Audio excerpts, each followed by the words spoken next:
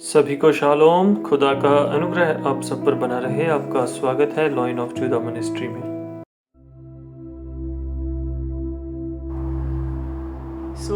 आज का सवाल है, आज का जो टॉपिक है वो ये है कि क्या हम चर्च में नाच सकते हैं या नहीं नाच सकते।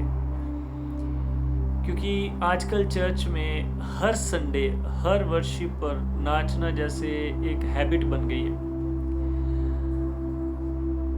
वहाँ पर जो साउंड सिस्टम लगाया जाता है, वहाँ पर जो स्पीकर बड़े बड़े लगाए जाते हैं, उनकी जो साउंड सिस्टम सेट किया जाता है और लिखने वाला जब उन भावनाओं को उन शब्दों में पिरोता है, तो ये सब चीज़ें मिलकर और आपकी सराउंडिंग, क्योंकि सभी के सभी नाच रहे हैं और सभी एक ही धुन में हैं, वो आपकी सराउंडिंग आपको हाईली इमोशनल स्टेट में लेकर जाती है, एक बहुत ही जज्बाती स्टेट में लेकर जाती है, जिस जज्बाती स्टेट में सच झूठ सही गलत के कोई मायने नहीं रह जाते।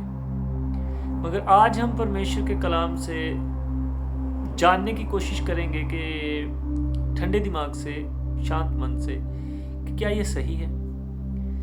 जितने भी इस चीज़ का समर्थन करते हैं, मैं उनका अगर मेरे विचार उनके साथ सहमत नहीं है तो मैं उनका दुश्मन नहीं हो जाता। मेरे कहने का मतलब ये है, मैं अपने विचार रख रहा हूँ। वचन हमें क्या बताता है कि हमें जितने भी ये नाचने का समर्थन करते हैं, वो हमेशा एक लाइन को कोट करते हैं, वो है दाऊद, कि दाऊद बिल्कुल पागलों की तरह बिल्कुल बेसुध होके नाचा था खुदा के सामने, और हम भी इसी तरह बेसुध होके नाचेंगे। पहली बात ये है कि हम पुराने नियम में नहीं हैं, हम नए नियम में हैं। हम प्रभु यीशु मसीह के पीछे चलने वाले लोग हैं। हमें प्रभु यीशु मसीह की कुर्बानी के द्वारा हमें उद्धार मिला है, और प्रभु यीशु मसीह बहुत जल्द आने वाले हैं और हमें उनकी तैयारी करनी है। व्यवस्था और पुराने नियम से ये सब बातें हम पर लागू नहीं होती, मगर नए नियम और नए नियम की सारी शिक्षाएं हम पर जरूर लागू होती हैं। जहां से प्रभु यीशु मसीह ने अपनी सेवकाई शुरू करी, मत्ती 4 अध्याय और उसकी 17 नंबर आयत से लेकर प्रकाशित की वाक्य की 22वें अध्याय की आखिरी आयत तक, पवित्र आत्मा की भी सभी बातें हम पर लागू होती हैं। फिर बात आती है पुराने नियम की। क्या पुराना नियम बाइबल का हिस्सा नहीं है? बिल्कुल है। मैं पुराना नियम बहुत पसंद करता हूँ, मैं उसे बहुत पढ़ता हूँ और मैंने उससे बहुत सारी चीज़ें सीखी। मगर सीखने वाली बात क्या है? हम वहाँ पर इंसान का और परमेश्वर के रिश्ते को सीखते हैं। हम सीखते हैं कि कौन से नबी थे, यशाया, यिर्मयाह, मलाकी, दानियल, शद्रक, मेशक, यूसुफ, हनूक और आदम। हम इन सब के जीवनों को पढ़ते हैं। हम देखते हैं कि इन्होंने परमेश्वर के साथ कैसा रिश्ता रखा था, इन्होंने ऐसे क्या क्या कार्य करे थे कि जिनसे परमेश्वर बहुत खुश हुए थे, और परमेश्वर में ऐसी क्या क्या गलतियां करी थी जिनसे परमेश्वर नाराज हुए थे। हम सीखते हैं कि लोगों के द्वारा ठहराया हुआ एक शाऊल, परमेश्वर के द्वारा उसे खड़ा किया गया, मगर वो लोगों के द्वारा ठहराया गया था, लोगों की डिमांड पर था, वो जल्द गिर गया।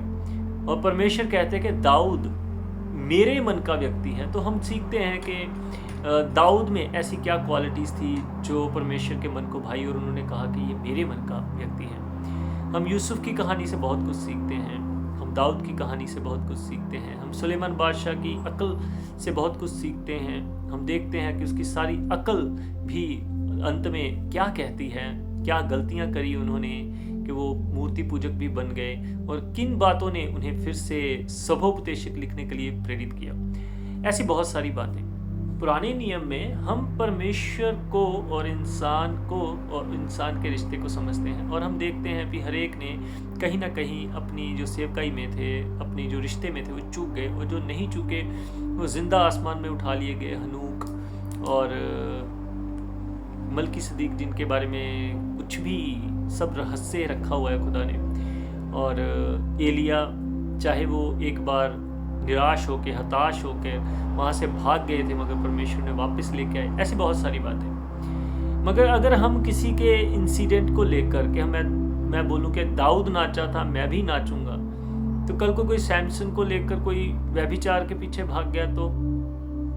सैमसन को लेकर कोई लोगों को मारने कत्ल करने लग गया, तो कि सैमसन फिलिस्तीनियों से इज़राइल की रक्षा करता था, उसने एक जबड़े से हड्डी, गधे के जबड़े की हड्डी से 10,000 लोगों को मारा, अब जो कोई मसीहत के पीछे आएगा मैं उसको मार दूंगा। ऐसी बहुत सारी चीज़ें, मैं कितनी भी गिनाऊं ख़त्म नहीं होंगी। मैं बहुत सारी चीज़ें ले सकता हूं जिसमें से मैं हर एक के जीवन से एक ऐसी चीज़ ले लूं, क्योंकि अगर आप लोग ये कह सकते हैं कि दाऊद की तरह हमें नाचना है, तो कोई भी इंसान कोई भी ले सकता है, सभी का अधिकार है। इसीलिए तो वचन हमें अपनी जो कोर मैसेज है उसके साथ, अपनी जो रूट्स है उसके साथ बांधता है, ताकि हम भटके ना। और हम बात करते हैं कि दाऊद क्यों नाचा था, तो खुदा का कलाम कहता है, परमेश्वर का वचन कहता है कि जब वाचा के संदूक को वापस लेके आया गया था, इज़राइल का रिस्टोरेशन हो रहा था, उद्धार, परमेश्वर का वाचा का संदूक, जो उस वाचा के संदूक के आगे आगे दाऊद नाचा था, मानो एक दुल्हन को लाया जा रहा है और बाराती और दूल्हा खुशी से नाच रहे हैं। वो एक डोली की तरह है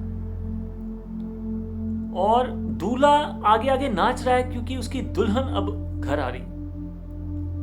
जैसे खुदा का कलाम कहता है कि जब एक रूह बचाई जाती है तो स्वर्ग में स्वर्गदूत आनंद करते हैं, मगर दुल्हन भी एक ही बार घर में आती है, बारात भी एक ही बार जाती है, शादी भी एक ही बार होती है, बपतिस्मा भी एक ही बार होता है। ये सब चीजें एक ही बार होती है। अगर मैं उदाहरण के तौर पे मानूं, तो क्या मैं अपनी शादी में नहीं नाचा था? मैं बहुत खुशी से नाचा था। क्या मेरे दोस्त, मेरे भाई बंधु, मेरे रिश्तेदार नहीं नाचे थे? बिल्कुल नाचे थे। बारात के दिन बहुत खुशियां मनाई गई थी, 1-2 दिन पहले भी खुशियां बहुत मनाई गई थी। मगर अब मैं बोलूं कि अगले हफ्ते फिर से मेरी शादी करो, मुझे फिर से नाचना है, अगले हफ्ते फिर से मेरी शादी करो, मुझे फिर से नाचना है, तो मैं नहीं समझता इसमें कोई तर्क है। क्योंकि जो इंसिडेंट दाऊद के समय में भी एक ही बार हुआ था, वो दाऊद ने जब वाचा का संदूक स्थापित कर दिया मंदिर में या अपने तंबू में, वहां पर वो रोज जाके नाचता नहीं था। अगर तो आप उस नाचने को आराधना का रूप दे रहे हो, तो मैं आपसे सच कह रहा हूं, और मेरा ये सवाल है आपके सामने कि क्या उस वाचा के संदूक को लाते समय तो दाऊद नाचा था, मगर क्या स्थापित करने के बाद उस तंबू में जाकर रोज दाऊद नाचता था कि प्रभु मैं तेरे सामने आराधना करने आया हूं, चलो मैं नाचता हूं? सो वो चीज को लेकर, उस घटना को लेकर, उस बात को लेकर के दाऊद वाचा के संदूक के सामने नाचा था, मुझे भी नाचना है और हर हफ्ते नाचना है, तो इसको बिल्कुल बेबुनियाद है, ये बिल्कुल गलत है। मैंने प्रभु में यही सीखा है, इसलिए जिस दिन मेरा उद्धार हुआ था, मेरी खुशी से पांव जमीन पर नहीं लगते थे और मैं बहुत खुश था। जैसे जैसे मैं प्रभु में बढ़ा, मेरी और प्रभु की संगति बढ़ी, मेरे और प्रभु का रिश्ता बढ़ा, मैंने परमेश्वर और वचन की गहराइयों को सीखा। जैसे एक दुल्हन घर पे आती है, उसके शुरुआत में बहुत सारे चाव, बहुत सारे रीच, बहुत सारे शगन होते हैं, बहुत सारी खुशियाँ होती हैं उसको भी और लाने वाले को भी, मगर समय के साथ वो उस घर की बहू, बेटी, पत्नी, भाभी, बहुत सारे रिश्तों में बनती है और एक बहुत जिम्मेदारी और एक बहुत मजबूत रिश्ता अपने घर में निभाती है। अपना सैक्रिफाइस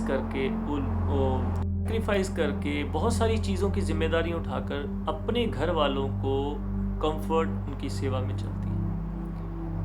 मैं आपसे यही कहना चाहता हूँ, ये जो नाचना है, ये एक समय तक या एक घटना तक तो सही है, मगर अगर आप इसे आराधना समझ रहे हो कि ये मेरी आराधना का तरीका है, तो मैं आपसे सच कहता हूँ, आपको दोबारा से खुदा के पास जाने की ज़रूरत है और आप परमेश्वर से पूछें, जाने और सच्चे दिल से परमेश्वर से प्रार्थना करें, खुदा आपको ज़रूर बात करेंगे।